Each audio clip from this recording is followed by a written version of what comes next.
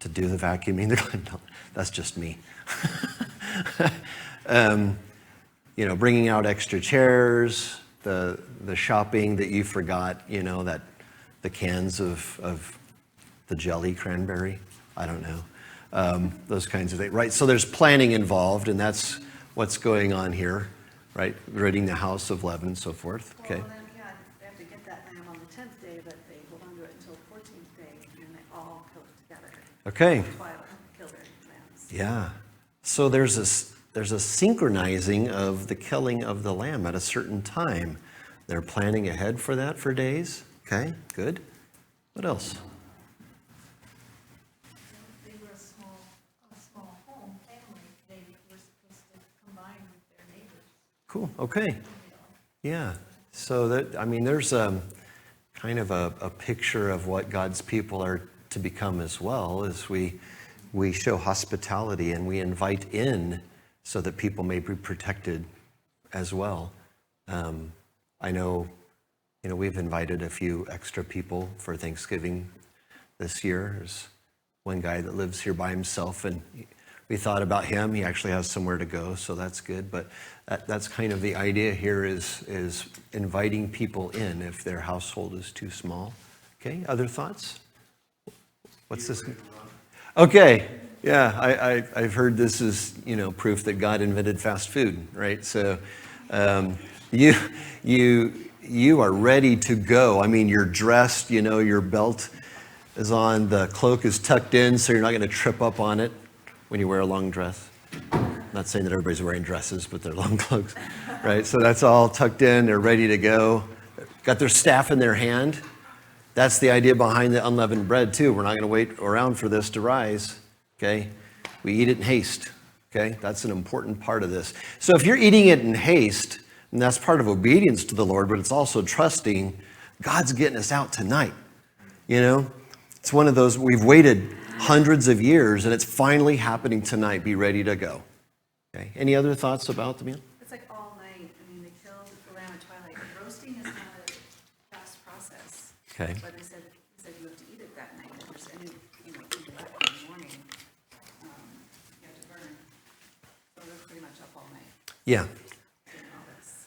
Yeah. So you can see there it's called a night of watching, a night of waiting. Okay? We're obediently doing what God says, and we're also expecting Him to redeem us and take us out. Okay? What are some of the things that they're eating? As we talked about the lamb, we talked about unleavened bread. What else is there? What's the bitter herbs about?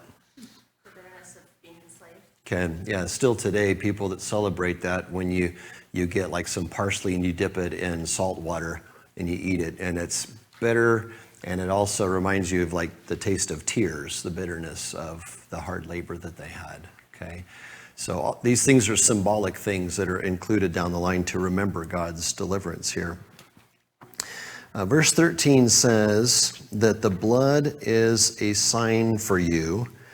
And then it says, when I see the blood, I will pass over you. So how is the blood over the doorposts a sign for them? And that God says, when I see the blood, I will pass over you. Who's the blood a sign for? Is it them? Is it for him? For them? Okay. How so? He knows already which ones. Okay. It's a sign of the faith. Okay. And I guess it could also be for the Egyptians. Okay. Yeah. God doesn't really need to have a list and check it twice. I mean, He knows who's naughty and nice. Sorry, it's in my mind. Okay. Yeah. God leaves signs for us. Okay. The empty tomb Yeah. was for us. Good. Good. Okay.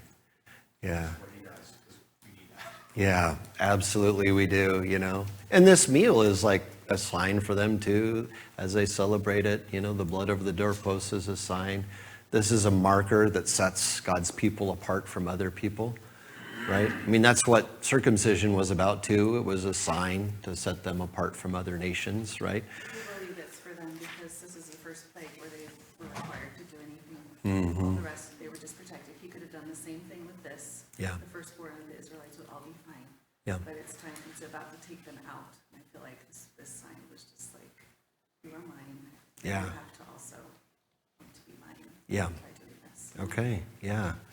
Yeah, so as they put the blood over the doorpost, this is them saying, yeah, I'm going to obey. Yes, I want you to deliver me. And then verses 14 through 20 is about future memorials and celebrations. Up to this point, it's been talking about what you do tonight, but then there's also instruction for what you're going to do. And it says, you know, a memorial you're going to keep for forever, right? Why is this told to them now about them keeping it for future generations? What effect would it have on them hearing, I want you to do this for future generations. I want you to remember this meal. The importance of it, Okay, yep, the importance of it, good. We will live. Maybe we're going to be terrified out of our minds tonight. What if this doesn't happen and Pharaoh and his chariots just run us over as we're trying to leave, you know? But God's like, this is what you're going to do for many, many generations afterwards. In other words, I'm doing this and you're going to make it tonight. It's going to give them confidence, right? It's a sign of the future that they're going to make it here. And so this plague and this meal are really symbolic. We've talked about it a little bit here, that the bitter herbs represent certain things. You've got the unleavened bread that they eat in haste, that they go. There's the symbolism here of smaller homes inviting others in so that we participate in this together. So it's not just about your family, but you're part of a bigger family here. There's the symbolic nature of that, the kingdom of God. Let's talk about the lambs a little bit. And I've already looked at some of the New Testament passages where Paul looks back and says, the Passover lamb is Jesus, so he's definitely looking back. John the Baptizer says, behold, the Lamb of God who takes away the sins of the world, right? So Jesus is considered that Passover lamb. Can you think of other places where, like the hyssop might even come in, the application of blood? The only thing I could think of is referencing hyssop in Psalm 51. Yeah. Planting hyssop, I shall be clean. Yep. That's what I was thinking of as well. Why don't you keep your finger there at Exodus and go over to Psalm 51?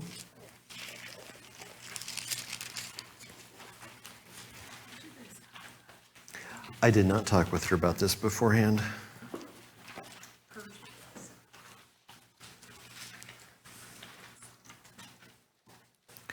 Yeah, so this is David's psalm that he wrote after the prophet Nathan came to him, and he tells the story about, you know, this king in the land that had this huge flock. But when it came time to kill a lamb, he took the beloved lamb that, you know, laid in this one man's lap. And, you know, I mean, obviously this lamb was like really, really loved. And the king's like, I want that one. Took it from him, killed it. And David's like, that guy should be thrown out and blah, blah, blah. And then Nathan goes, that's you. That's what you did. You're the man. Okay. And so when he realizes, he writes this psalm, have mercy on me, O God, according to your steadfast love, according to your abundant mercy, blot out my transgressions, wash me thoroughly from my iniquity, cleanse me from my sin. I know my transgressions, my sins ever before me. Against you, you only have I sinned and done what's evil in your sight, so that you may be justified in your words and blameless in your judgment. Go down to verse 7. Purge me with hyssop, and I shall be clean. Wash me, and I shall be whiter than snow. So all of this language here about being washed, about being cleansed, and into this language here comes this hyssop. Wash me and I'll be whiter than snow. And I'm sure every Israelite that reads this psalm thinks about the hyssop and the blood that's applied over the doorposts of the home. Yeah, Adam. Yeah, it was also like a purification ritual that God commanded the Levites to do.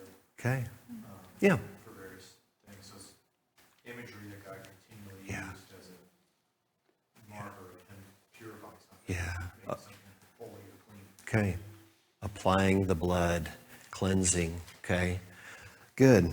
So there's lots of symbolism in this meal here that's all wrapped up in this night. And I wonder if, like Elise, like you said, this is going to be a long night. They're staying awake to do all of this stuff. And these words of instruction could be comforting to them. Like, this is what's going on. This is how you should think about this. Instead of just, okay, do it, see you later. But they're concentrating on all of these things about the meaning of everything that they're doing. So, as Paul said, it would make this crucially important, everything that they're doing here. So you get to verses 29 through 32, and here's this plague. And as I said earlier, God is striking at the firstborns. Exodus chapter 4, verse 22, when God speaks to Moses from the burning bush, that's how he describes Israel. He says, Israel is my firstborn son. Now, for families that have more than one child, there's something about that firstborn, right? I'm looking back at you, Wesley. Okay,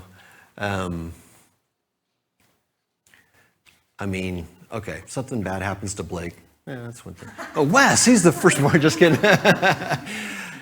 I don't know. The firstborn's the one that made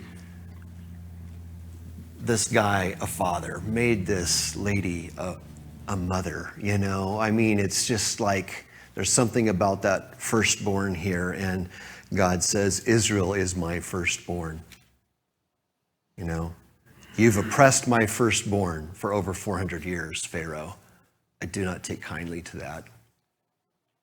And I'm just thinking about today, what I'm going to preach about later too, is the importance of God's people and being together with God's people, that he connects himself with his people deeply and intimately. And the way you treat God's people is the way you're treating him. When God talks to Saul on the road to Damascus, and Saul had been persecuting the church, Jesus shows up and says, why are you persecuting me?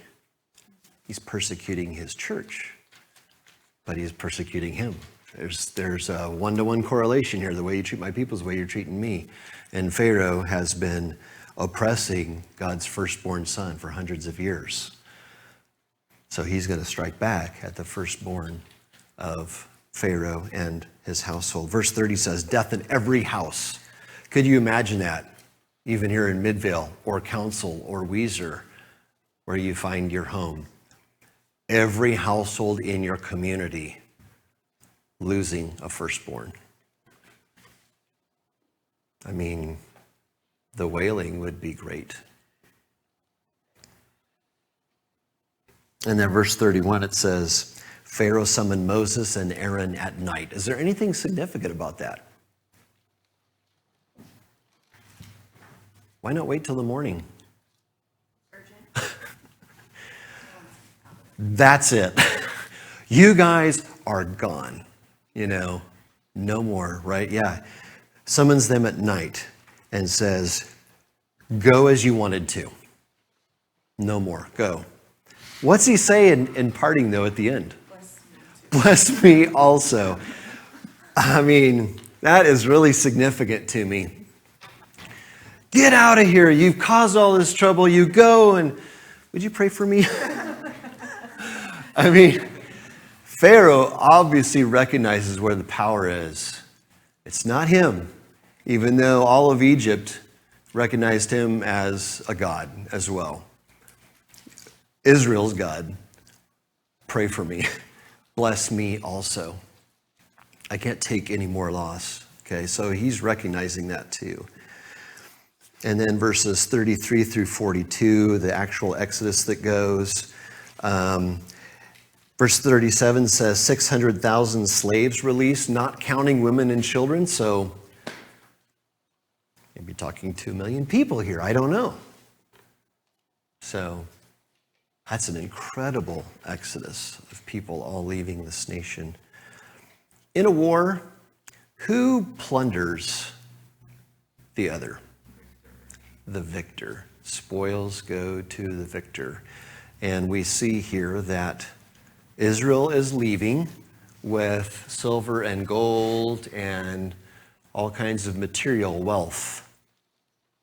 That doesn't mean that Israel fought the war. God did. He defeated the gods of Egypt. He defeated Pharaoh. And so the spoils go to the victor. Israel goes out as the victor here. So that's another thing to show us here that this was a war, and it wasn't like much of one. I mean, God had the upper hand the whole time, strong, mighty upper hand, but Well, in verse 41, it says the hosts of the Lord, and that's usually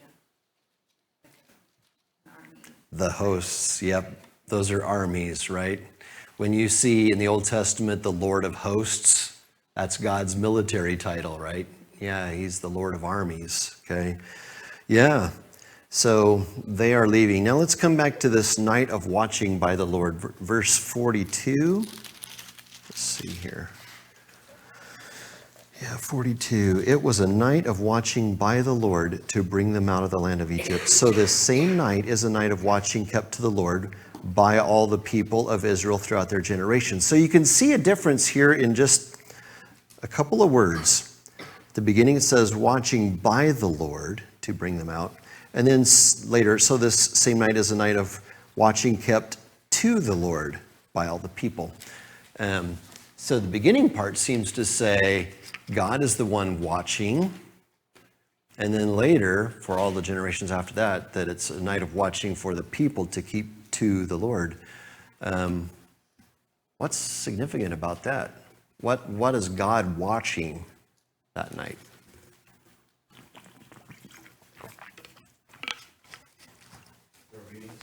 Okay, watching for their obedience, yes.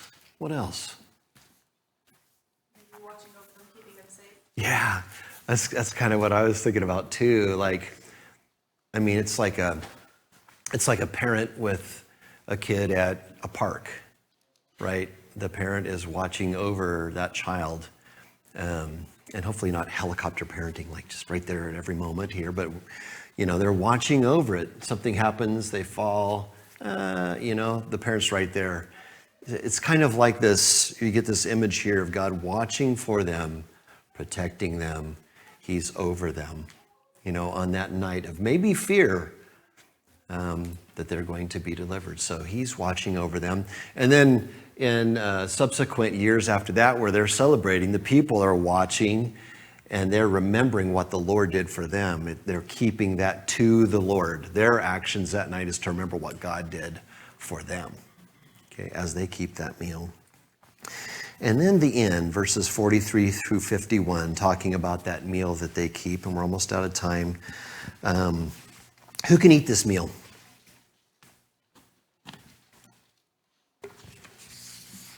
There's some instruction there. Who can eat the meal?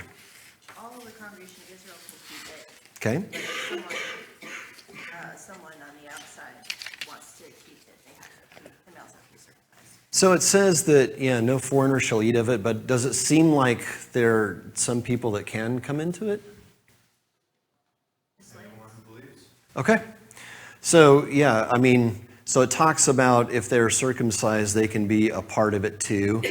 And that circumcision in the Old Testament, a sign of God's covenant with people, it's just a sign of something much deeper and more meaningful in the future, okay? A sign of faith and trust. Jeremiah 4:4 and Romans 2:29 later talks about circumcision of the heart, that God can work in people, and as they call him Lord and obey, their hearts change. They're given an old stony heart is replaced with a soft, fleshy heart, right? So anyone who believes they are also incorporated into that family, the new Israel, right? So the point of this connection here is what God does for Israel in the book of Exodus. He does in a more complete way through Jesus and his death, burial, and resurrection. And this is the backdrop for the Lord's Supper. You know, you see the language here maybe in your Bible, institution of the Passover. We look into the New Testament, it says institution of the Lord's Supper, and they were keeping that night this Passover meal. And Jesus says, yeah, that bread, that's my body. This blood, or this wine, that's my blood. And he is the Lamb. He ends up being all of the things in the Passover meal. He represents them all. Okay, we're out of time. Any other thoughts, comments here at the end before we go to our questions? I know we moved through it a little bit quickly here, but I hope you're gathering the importance of this chapter and how the rest of the Bible looks back to this moment in really important defining ways that take place there. Okay, Exodus 12. Number 1 is B, a lamb. Number 2, B, share with a neighbor. Good instruction for us too today. 3, A, 1-year-old without defect.